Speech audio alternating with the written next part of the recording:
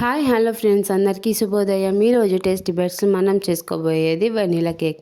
దానికోసం ముందుగా ఒక బౌల్లో 1/2 కప్ పెరుగు, 1 కప్ షుగర్ని యాడ్ చేసుకొని ఇలా కలుపుకోవాలి. ఇప్పుడు అదే బౌల్లో 1/2 కప్ ఆయిల్ని యాడ్ చేసుకోవాలి.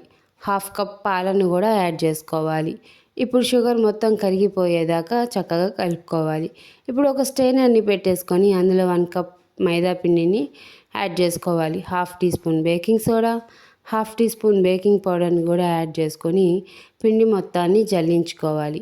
చూడండి, పిండి మొత్తం ఇలా జల్లించిన తర్వాత అందులో వెనిలా ఎసెన్స్ని కూడా యాడ్ చేసుకొని ఇప్పుడు ఈ పిండి మొత్తాన్ని కట్ అండ్ ఫోల్డ్ మెథడ్లో చక్కగా పిండి మొత్తం కలిసేదాకా కలుపుకోవాలి. చూడండి, మనకైతే పిండి చక్కగా ఇలా రెడీ అయిపోయింది.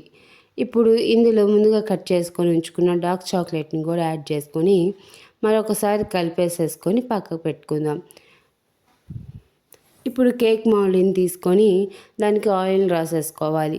ఇప్పుడు ముందుగా సిద్ధం చేసుకొని ఉంచుకున్న కేక్ బ్యాటర్ని ఆ కేక్ మౌల్డ్లో అయితే యాడ్ చేసేసుకోవాలన్నమాట. ఇప్పుడు ఇలా ఒకసారి ట్యాప్ చేసేసుకొని ఇప్పుడు ఈ కేక్ మౌల్డ్ని ఒకసారి పక్కకు పెట్టేసుకుందాం.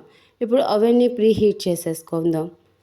చూడండి, అవన్నీ అయితే ప్రీ హీట్ అయిపోయింది. అందులో నేను మనం చేసుకొని ఉంచుకున్న కేక్ బ్యాటర్ని కూడా పెట్టేశాను. అయిపోయిందనమాట. దాని చల్లారి కూడా పెట్టాను. చూడండి, వెనీలా కేక్ అయితే రెడీ అయిపోయింది. చూడడానికైతే చాలా చాలా బాగుంది.